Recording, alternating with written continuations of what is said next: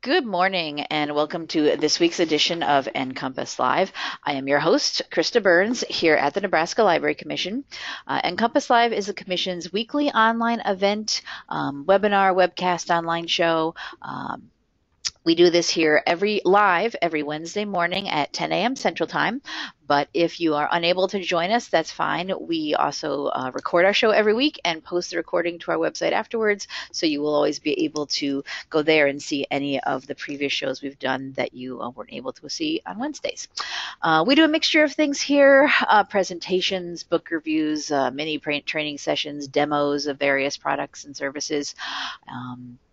Basically anything library related, we are happy to have on the show. We have Nebraska Library Commission staff that sometimes do presentations, but sometimes we bring in guest speakers as we have this morning. On the line with us remotely from just west of here, Hastings Public Library, is Jake Rundle. Hi, Jake. Good morning. Good morning. He's there. Is your title there technology librarian, or is that what you're called out there? Technology librarian is my official title. Official. Okay. And what does that exactly mean?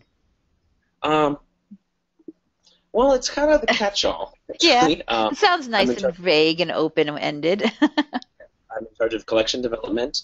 I'm in charge of the ILS.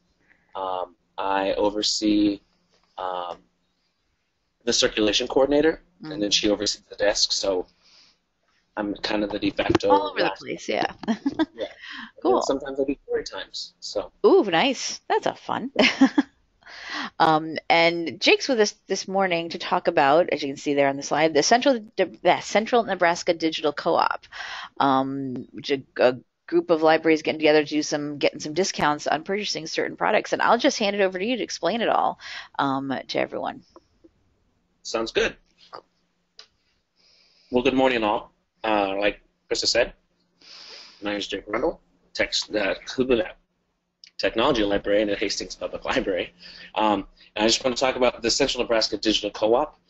It's our little group of libraries. We're actually 20 small now. It's just kind of a small group compared to when you talk to some libraries who do other consortial work. But we're just a group of libraries that work with vendors to get the best deal for all of us so that products and services mostly offered digitally can be made affordable for everybody. So the one page of history that I have is in 2012 or in 2013, Carnegie Island, Hastings, and Holdridge got together at my request because I wanted Zinio magazines from my library, but it was too expensive to pay the platform and pay for the content all by ourselves. So I negotiated with our vendor to let all four of us go together. We would split the content. We'd each pay a platform fee, but we'd get more content for less money since we were splitting it. And the other three libraries thought this was a great idea, and the vendor said, sure, that seems reasonable. The only thing we'll do is they have to have at least 100 titles, which we thought, well, that's reasonable because we wanted a big collection anyway. And so we did that for 2 years, pretty low key. And then some other libraries east of us, outside of central Nebraska, found out about our group and wanted to join in because they were paying through the nose for Zinio, and they thought, and they rightfully so said, hey, can we join you? And so we talked with our recorded books rep, and they had no problems with it. So we added Ralston and Papillion and Bellevue and York and Columbus. And I feel like there's one more in there, but I just can't think of what it is, actually, because we got to 10. North Platte. And then when we added Ralston and Papillion, they also had one-click digital, which is streaming audio through recorded books. They purchase subscription content, so it's about 600 to 800 recorded books, downloadable titles that are simultaneously checkoutable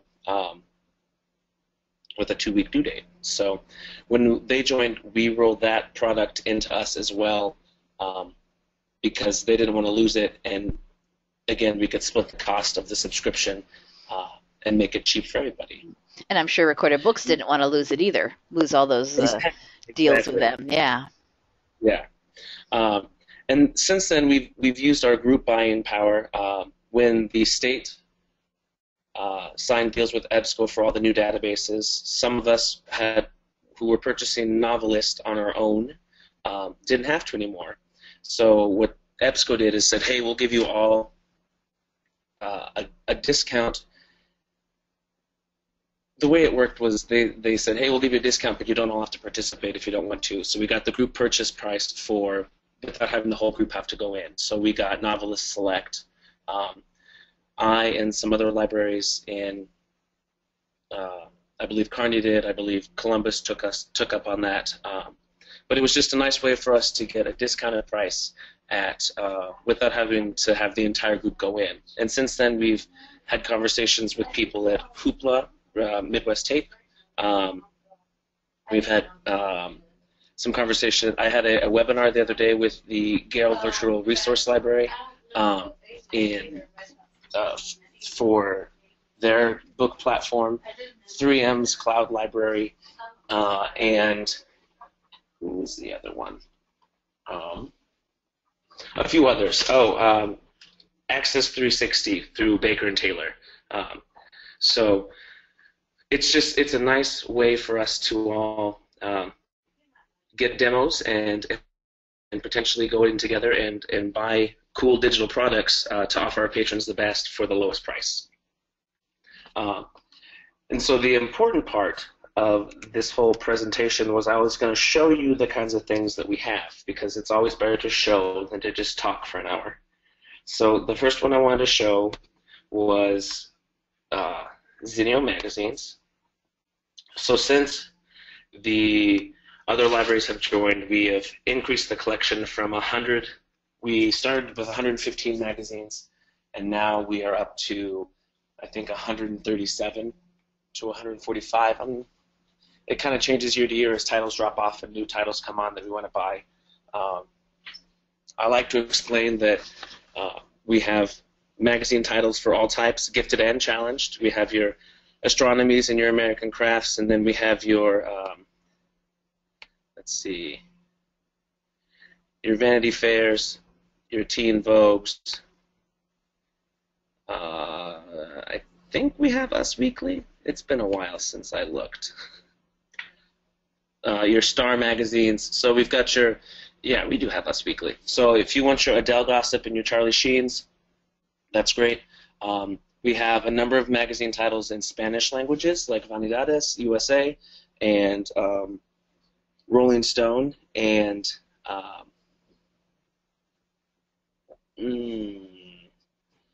Esquire, and Cosmopolitan, the Mexican or the Spanish language publications of those, because we wanted to be able to offer a diverse collection for all patrons, and it just worked out really great that we could do it cheaply.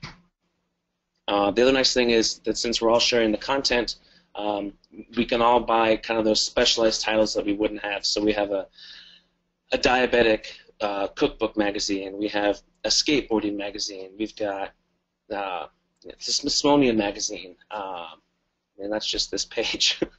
But it's trying to work together to make cheap all the good things. Magazines are simultaneous access, so that means that myself and 6,500 other people in the various communities can all check out Marie Claire and Men's Health, and we can all keep it forever. It lives in the cloud. I can download it to a device. I can open up the Zinio app on my iPad, on my phone, and read it there. I can read it here in the web.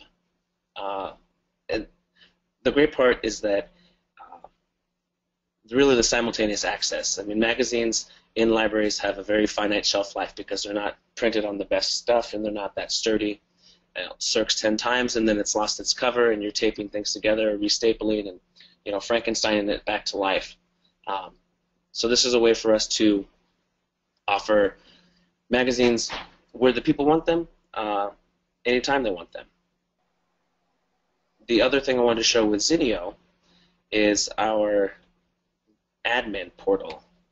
So what's great about Zinio admin portal is that I can go into reports and I can grab my report for who's joining the service, or I can just get circulation reports. It's excitingly and also terribly is when we added the 10 new libraries at the end of October, we added them to Zinio, so they each had their own barcode so that you could create new users. And so the way that most libraries are filtering their circulation checkouts are by barcode.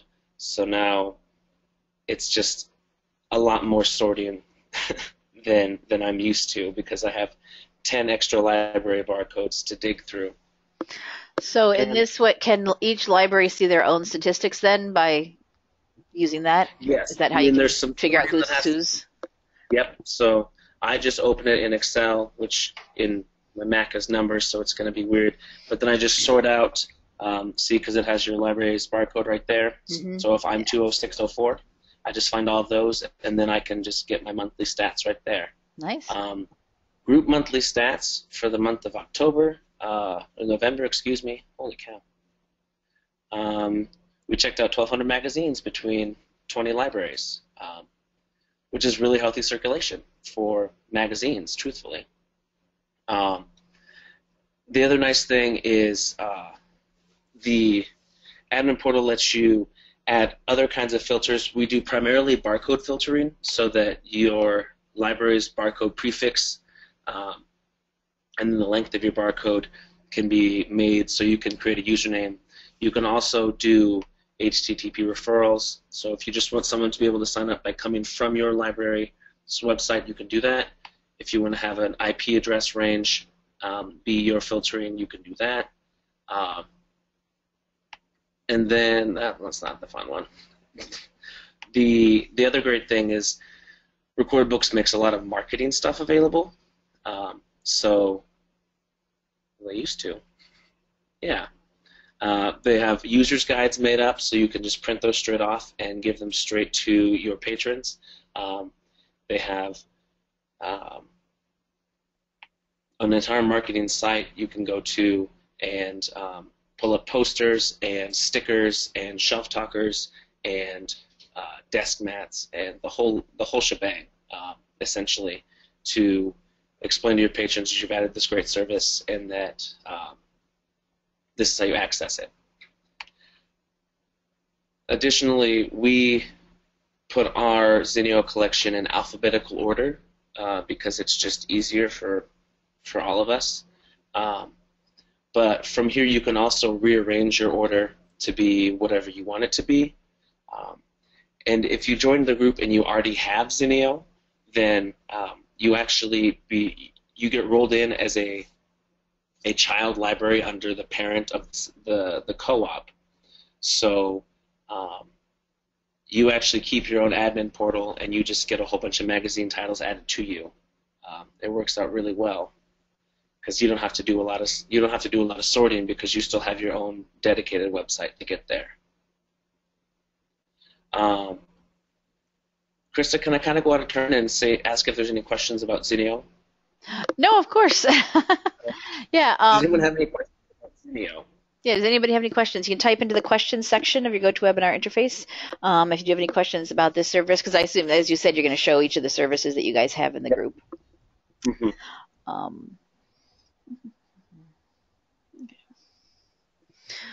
Nobody's typed in anything yet. Okay. But if they do, I will be sure to interrupt you and let you know. Perfect. The other product we have is one-click digital, downloadable, streamable audiobooks.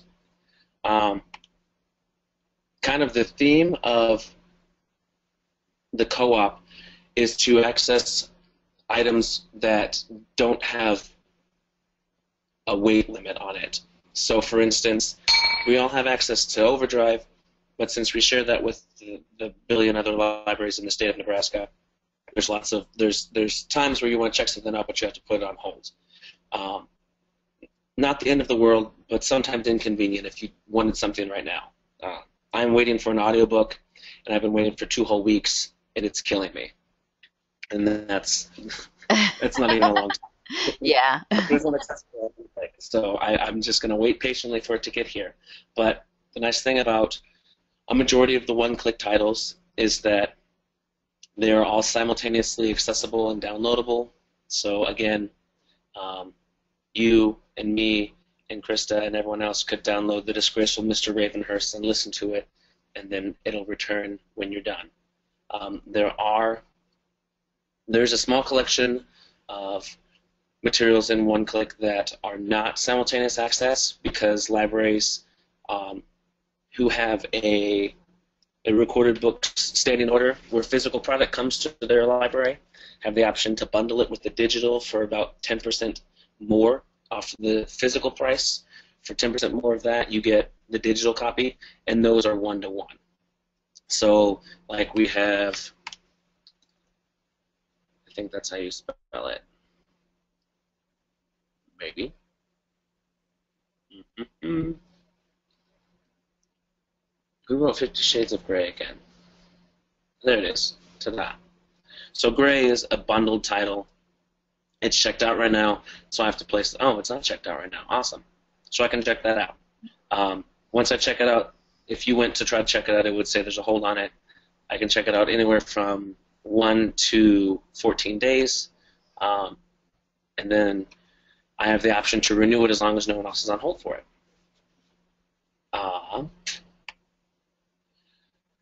The other great part about the 2 collections that we buy for One-Click Digital is that they are always adding titles. We have the adult collection and the children's collection, which essentially means the adult collection is about 5,000 audiobooks at this point, and the children's collection is somewhere around 28 at this point. So they're pushing closer to 8,000, 9,000 audiobooks at all the time.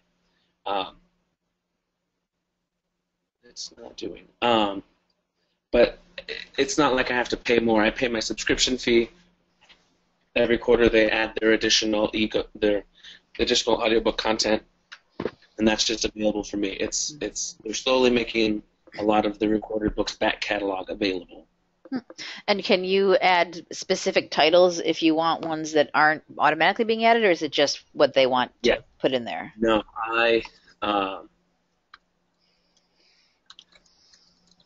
there is the ability. Everything that recorded books could get you, physical or digital, you can also purchase. The Green Glass House is one. Somebody needed it for a book report they were doing, and the physical copy was checked out, and our audio copy was checked out.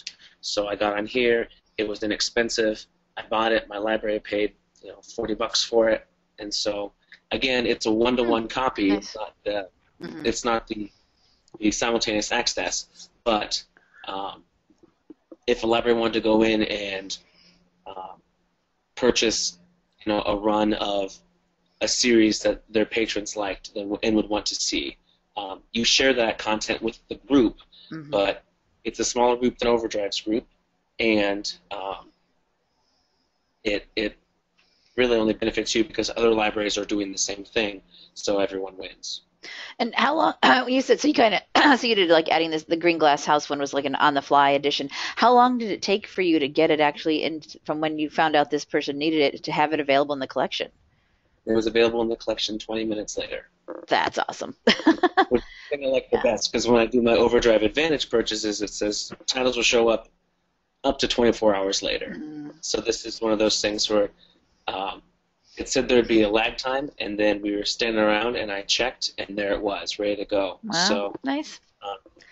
It's a nice quick turnaround, and that's always just neat. And it allows you to be super flexible with your collection development. If you need something now, buy a copy, and it shows up, and you can have the patron walk out the door with it on their phone, on their iPad,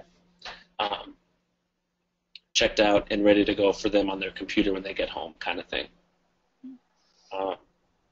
Registration for both products is really simple because it's library barcode prefix. All you need is library card number. You make a username and a password, and you put in some personal information, and then you hit go, and you're done. A lot of the personal information is mostly so that if you have you need to reset your password, or if you've forgotten your password and you need one of your library's administrator to reset your password, they have some things to find. And they want your zip code because one of the reports in OneClick is downloads by zip code, which is nice for us out here, but more tricky for libraries in the East who have patrons in 3 different zip codes with other libraries in those same zip codes. Let me just show you the admin portal.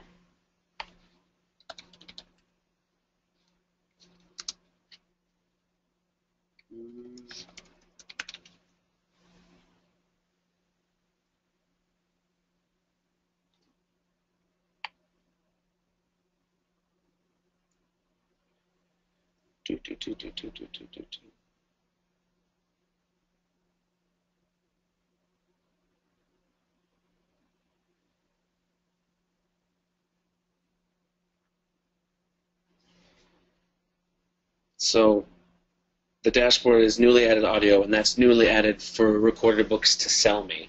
So I can look at the top holds for my library. I can look at what's popular. Some titles have a circle alert, none that we have purchased so far. But if you had any that had a number of circulations before it expired, or went for 2 years and then expired, you could get those kinds of things. You can do an advanced search if you're, for instance, searching for titles that you wanted to purchase. And it's just, I mean, everyone loves Baldacci books. $60 for the audiobook. If you happen to be purchasing it with a physical bundle, titles are much cheaper. It's interesting in that Record Books has made it so that it kind of behooves you to buy both, because to not do it is, I mean, to buy the physical by itself and then the digital by itself is twice the cost. So if you just do it all at once, and I mean, that's smart business on their part, but it's also really good for the library because it makes everything a little cheaper. I can do patron search. You can set up rotated ads. So if a library had a specific event that they wanted to promote, they could make an ad so that on the front page of when the patrons go in, it would show up that thing, show up for that library. We haven't done that yet since we're kind of a disparate group of people all across the state, but I think it's something we're going to work towards, because if the patrons are going to be there grabbing your stuff, you should be telling them about your other things too. So we need to be showing off our other events, even if, you know, potentially a bunch of people in Kearney are going to see my Hastings event. Too bad, so sad. Oh, someone does have a suggestion for that, because you did say there's, like, you guys are all, you know, separate libraries. You could advertise the One Book, One Nebraska statewide program. Put a little thing in there about that. And is the One Book, One Nebraska in there? That would be a question. What is it? Well, it depends on, you mean the current one or the upcoming one? What's the upcoming one? Let's see. You think I should know this off the top of my head? Right now it's the Death Zones and Darling Spies. The upcoming one for next year will be The Meaning of Names. Let's just see if I can buy it.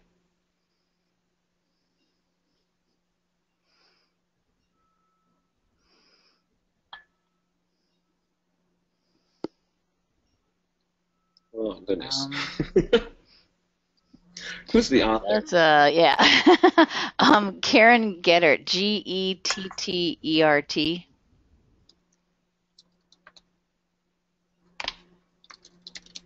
Wait, Shoemaker. Karen Gettert Shoemaker. actually. Uh, I'm not sure which is considered. She's got two last names. Try Shoemaker, I guess. yeah. Shoemaker. But Karen, yeah.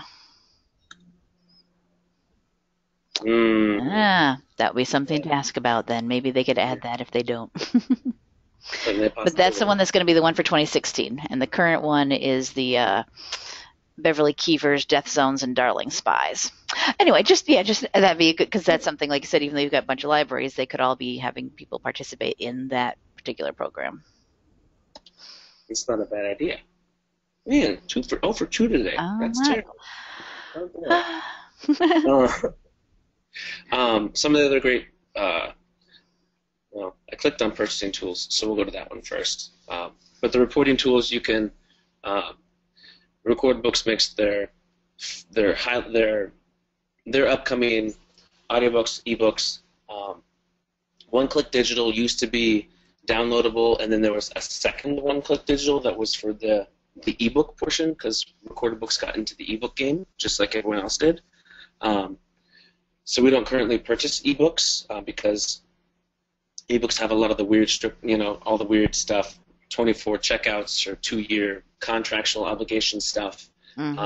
Yeah. So that's kind of, and it's mostly one-to-one, whereas a lot of this is all simultaneous access. But I mean, its potential to be another avenue for ebooks is there, should the libraries want to spend some money on it. So, and they recently made it so that those two apps could now work as just one app. So they really kind of overhauled their whole tech system. And then as far as reporting, you can get patrons, so you can sort out how many patrons are using it from your library.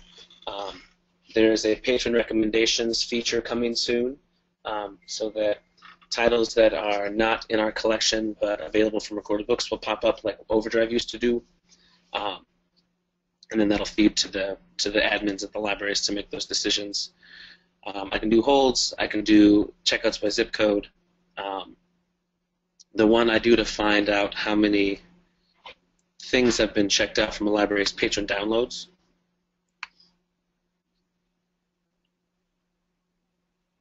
Oh, pop-up blocked. Pish posh.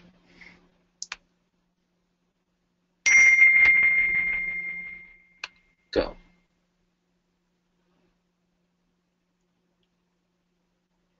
And then you can sort again by your barcode, and then you can just find your checkouts right there. There's me. But yeah, so those are the two products, and they're two admin portals. I guess probably the important question that a lot of people have is price. Yes, definitely. Yes, and so what we do is we put your information into what we call Steve's magical formula.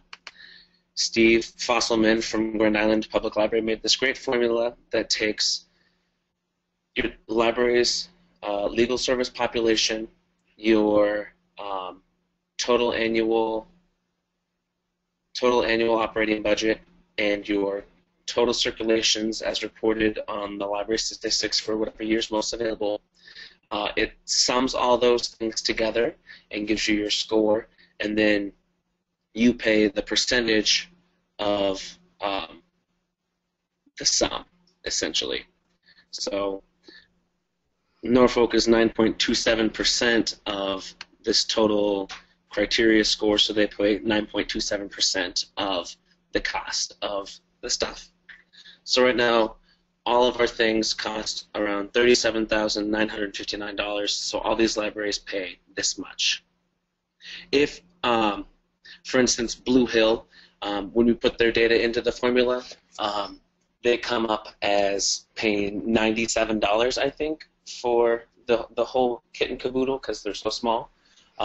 So what we did was that if you are under that, under $500, you just pay a $500 buy-in, like the lowest buy-in for Overdrive.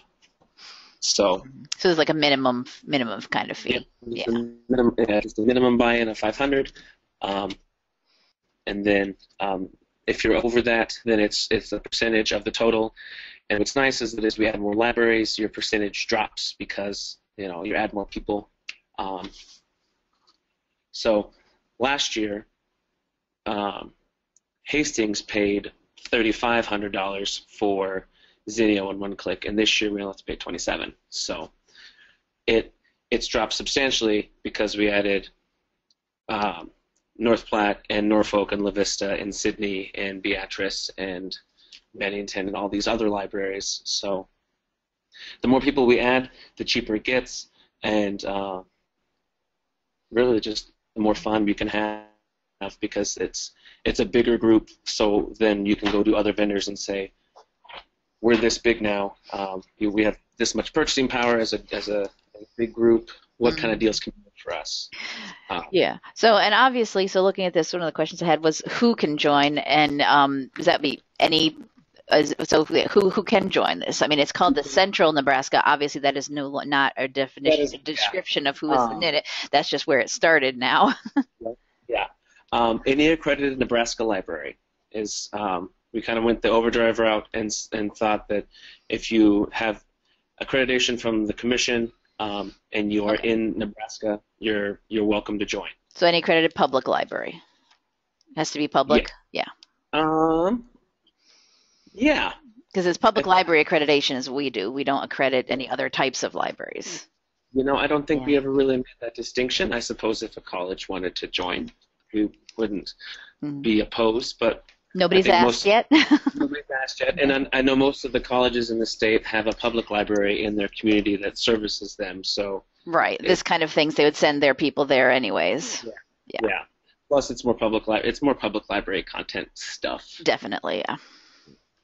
But we do go to I go to Hastings College all the time and let students know that we have 150 or 147 digital magazines that they can check out if they just sign up for a library card with us. So it then makes the public library look really sexy to a bunch of 20-somethings because you're like, look at these shiny magazines you can read on your iPad. And that's how we sell ourselves. Look sexier. Exactly. The only stipulation is we can't have Lincoln or Omaha join because they're too big and they would bump us up to the next payment tier.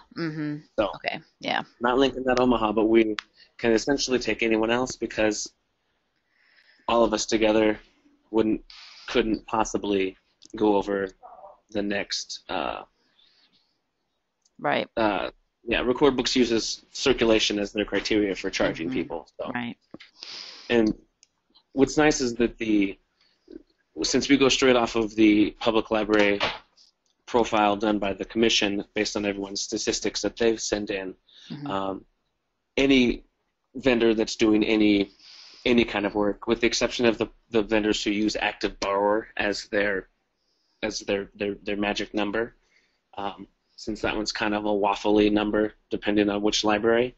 But we've got the data right there, so that if they say, oh well, we do based on legal service populations, so we say, okay, well we serve, boom, this many people. So I haven't summed that column, so I guess I can tell you that. Any questions for the good of the, I guess? Yeah. Does anybody have any questions about the pricing and how they're doing this? Type into your questions section of your GoToWebinar interface. Or if you have a microphone, I can unmute you and you can use your own microphone to ask your question as well. We can do that. Well, we're waiting to see if anybody does have questions. Right now, you said you've got just the two products, the Zinio and the one-click. But you said you're in talks or have talked to other ones. Do you know have any idea about what might be coming up, or is that still in process too much? It's still in process. The Zinio and the one-click are the two products that are the requirement of sorts, and so that the whole group has agreed that these two products will purchase. So as we get bigger, or as other vendors talk to us, there might be additional products that if as a group we decide we want that to be a required product, we'll add that to it. And so a lot of what we're doing right now has just been we come as a group and say we're interested, but we can't all buy in, and then they give us a breakdown kind of a group pricing. The other one I couldn't think of earlier was lynda.com. Oh, yeah. Mm-hmm. So what we did is they looked at our total group and said, okay, this is how big you are. So if Carney wanted to do it, it would be this much money for this many seats, as opposed to having us all buy in and do it that way. Which is also really great, because then it gives flexibility. Because if your library, if Lexington, for instance, doesn't want to do that, then they're not forced to buy something they're not interested in because they want those other products for free, or because they want Zinio in one click, but they don't want the Gale Virtual Resource Library. It's not that you have to do that. We're just kind of a clearinghouse for cheap deals and trying to find the best fit for the best libraries and vendors. Right. Similar to the group things that we do here at the commission, same thing. We try and coordinate it on behalf of the libraries so they don't have to each do it on their own. Exactly. Yeah. I was just too impatient to ask the library committee first. So it's okay. And that's what I was going to say. So you just came up with this idea and thought it would be cool for a few libraries. And it's kind of been a victim of your success. It's getting a little, But you're still doing okay. You're not overwhelmed with it, I hope. No, it's not too overwhelming, because outside of the making sure that everyone knows what they're being invoiced and making sure invoices go to the right library, I really get to be hands off on it, and I leave a lot of that to Recorded Books and to. There's not a lot of collection development needed to be done, because it's all collections already pre-made. Yeah. Yep. And then in January we look at what magazines checked out, what magazines didn't check out, and I send a big group email to everyone that says, okay, here's the top circling magazines, here's the bottom circling magazines, here's the list of everything that's available. What do you want to add? What do you want to get rid of? What are we keeping? Mm-hmm. I mean, that's the hard part, but that's all group consensus, which is super fun. Mm-hmm. For the most part, the collection stays the same, except for we drop off, 3 magazines that didn't check out anymore, and then the library wants to add one, and we say, well, okay, perfect. So balances out. Yeah. Exactly. So when you were just the small, I think you started with 4. Start with 4 libraries. I've always thought that we've always had trouble that a lot of these bigger vendors don't work with small groups. It's just not worth it for them. So that's why we've had to try and set up groups that are statewide from the commission, or sometimes even working in conjunction with other states' groups and things. How did you convince them to do something just for 4 libraries? I'm curious. Well, the benefit was that this was a brand new thing Recorded Books was doing. Okay. They were trying to just get anyone interested in it, and so I said, I'm interested. These libraries are interested, but this is the only way we can do it, because we want a collection that's worthwhile. Because otherwise it was pay the platform fee, and then we'd have enough money for 15 or 20 magazine titles, which is nice, but it's not a lot. It's not. It doesn't give you kind of the range of motion to say, look at all these various topics we can provide for you outside of our print magazine subscriptions. So you got lucky and noted in getting into the Zinio. That was a new service that they were more just trying to get the word out. And once you guys start using it, I know it's definitely become a lot more popular. I hear it all the time from libraries talking about it as this new thing. That, and also Hoopla that you mentioned. Mm-hmm. And so we benefited from being early adopters. There you go. Yep. Through all of the kinks that existed, and then it was too late. We were already a group, so they couldn't split us up. Nice. So now they're stuck with us, which is fine, because now, just the conference, I got to talk to Chris, who's the Recorded Books rep for Nebraska, and he was showing a comic book resource that's coming through Recorded Books soon, and there's gaming. So you essentially download a program, and then you can check out games for free, like Lego Marvel and Lego Batman, and cool games and silly games and kids games and big kid games. And so it's other opportunities for us to even be able to play with something. I mean, sometimes you look at something, a product coming out from a vendor, and it's right away it's out of your price range. But Right. you can say, hey, I belong to this group. Can you give me a demo, because this is something I can take back? And we can show it to 20 other libraries. Exactly. And we encourage all libraries to talk to any vendor and bring anything they want to the group. The Gale Virtual Resource Library phone call came because they called North Platte.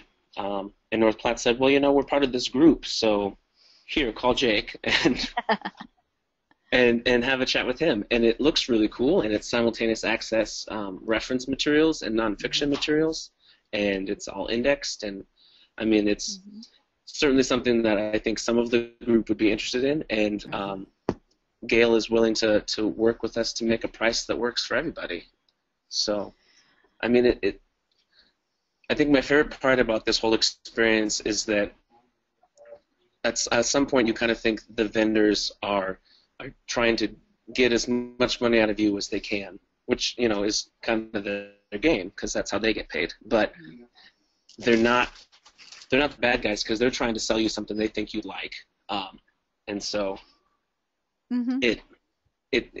they want to bend over backwards for you if you can show them that you're willing to spend money. So we say, hey, we're a group of 20 libraries willing to spend money, and then they bend over backwards for us. And hopefully this will get their attention, that they started small with just the 4, and it can benefit them in the future. They need to look ahead, that just they could do this in other states. Just find a small group or offer to do something like this, and then it could eventually grow like this one has, and hopefully will grow even more, I assume. And I think for anyone listening who's interested in any kind of consortium or co-op stuff, it never hurts to ask. And I think that's the one thing that I did. Was it all started when I asked my boss, hey, can I talk to these other libraries into Kearney, Grand Island, and Holdridge about doing this? And then they said yes. So then I went to Recorded Books and said, hey, can we do this? Because you want to sell it, we want to buy it. So it never hurts to ask. And I think the other benefit is that being in the state, when you say, well, I can get these 4 libraries together, and we're the same size as Hastings, and you sell to Hastings, so you should sell to us too. Yeah. So, I mean, if you're a small library and you get other 4 small libraries, and you're now relatively the size of Kearney or Grand Island or Hastings, then just say, hey, give us the deal that you gave them. So it's not hard, and it doesn't hurt to ask. I guess that's And I think that's good to hear from you. That I'm sure a lot of the smaller libraries are unsure of what to do, afraid of that, are intimidated by these big the companies, and they hear that the vendors are just everything's too expensive. They'll never sell to anybody small like us. So why even bother? It's just too much to do. But you guys pulled it off without any sort of big organization behind you, backing you up, or any extra funding or anything. You just kind of, you can do it. And if you want in on some of this stuff, we've got something going here that could be that you could just join in with. Exactly. I didn't put up my contact information. That was going to be my other question. My last question I have here is, how can somebody join? Is it call Jake? Yeah. Basically. Come on, Internet. Call or email, I assume. Call or email, yeah. I'll put up my contact information as soon as my connection to the Internet stops being persnickety.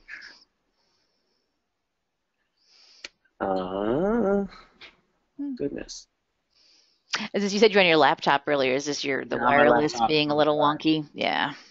It's 2 things at once trying to talk to each other.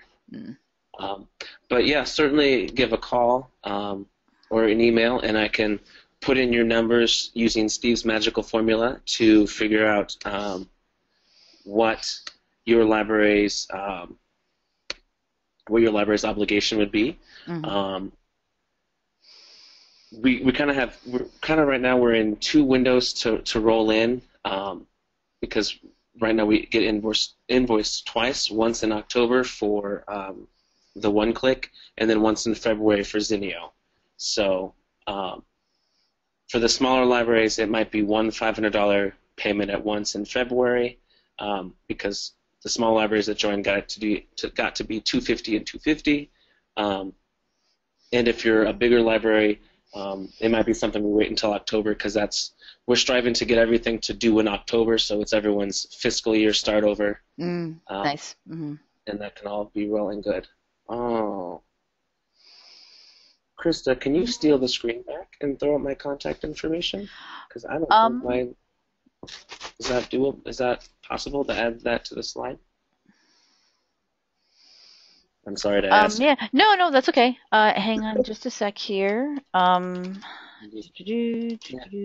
seem to do today. I've got your contact info here that's at the library. Yep. Or is there somewhere on the library's page where you've got your info, or should I just do what we have here? Just do what you have is probably best. Yeah.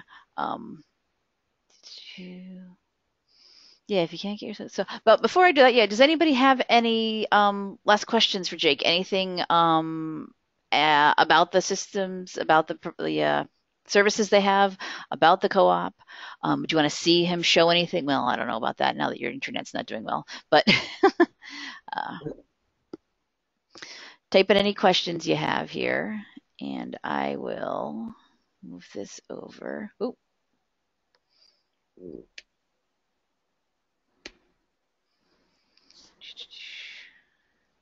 Yeah, I'll pull back presenter control to me to show my screen for your contact info for now. But as you see something you want to show or anybody asks anything, I can switch it back over, not a problem.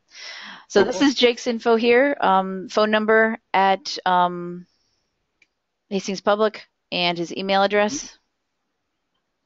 Is that the correct info there I've got? That is correct, yeah. So that's me.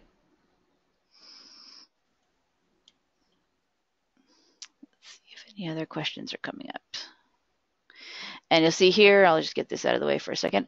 I have, as I do for all our shows, in our Delicious account, I have put in the URLs that you're putting up there for each of the services. Awesome.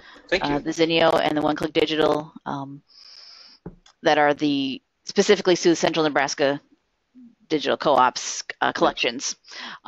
So if you're interested in wanting to know what kind of things are in there to see what you'd have access to, those are their specific links to those. And in your initial email, if you want a test, if you want a dummy barcode so you can give the services a test run yourself before you make any commitments for your library, I'd be happy to get you. So people can get a trial, so to speak. People can try it out.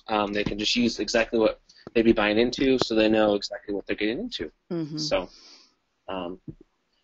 I like it. I think it's great. It makes me kind of a salesman-y type of person when I want other people to do it, but mostly it's because I want my library to pay less so I can buy more cool things. Of course. And that works out for everybody, yeah. But it's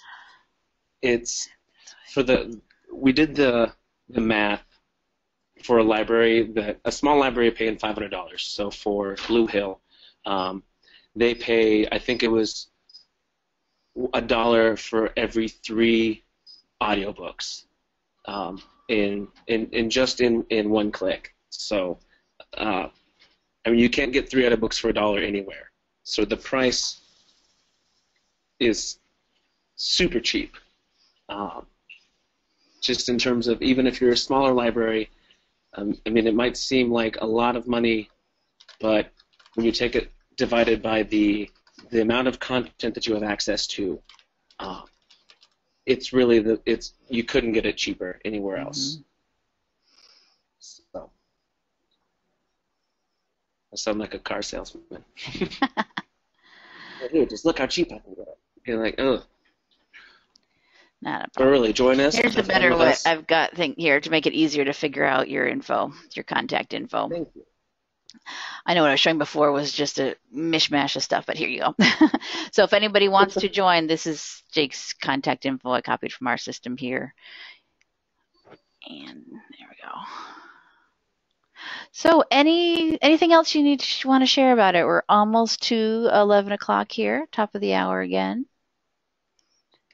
I have I have nothing else to give. That's okay. Does anybody have any questions? Anything you want to know about it? We've got a bunch of people on the line here, but I don't know if we've been answering all their questions, which is great. Um, Anything you want to know about it from Jake before we wrap up for today? Give you last few minutes to type in anything.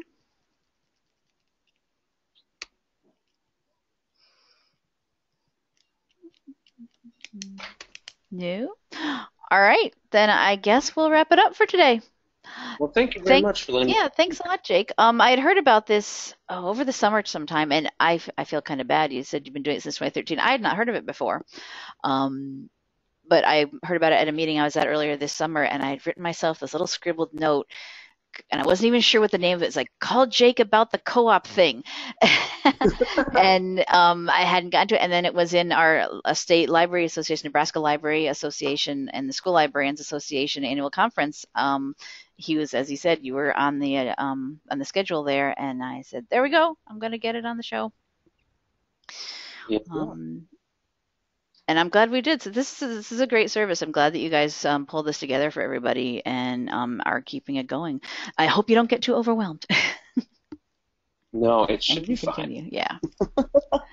All right. Looks like nobody's got any urgent questions while we've been chatting here, so we will wrap it up for today. Thank you very much, Jake. Thank you, everyone, for attending. If you want to join the Central Nebraska Digital Co-op, contact him. There is his info on our screen. Other than that, that wraps up for today's show. It will be posted to our website in the archive section here. I don't say anything about the slides because you don't need to send me those 2 slides a year is not a problem. I will have Okay. links to the recording and those two services that are available in here, so you'll be able to watch the recording afterwards. Later today, tomorrow it'll be available. Other than that, I hope you join us next week when our topic, which just got added to our schedule this week, is what is Nebraska Access? Also the collection of databases and things you can use that we offer through the Library Commission, our statewide database program. Alana Novotny and Susan Nisley, who run this program, are going to be with us next Wednesday morning to tell us all about it and what's available in there. Lots of things have changed with it. We've got some great new services in there. I think it's really cool what the resources you can find in there now. So join us next week for that to see what's new about Nebraska Access.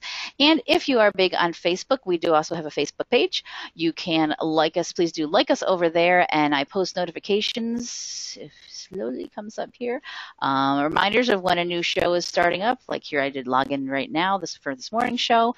When recordings are available, I post notices on here as well for our shows. So if you are big on Facebook and want to keep up with what you're doing, you can go ahead and like us over there. Other than that, thank you very much for joining, and we will see you next week on NCompass Live. Bye-bye.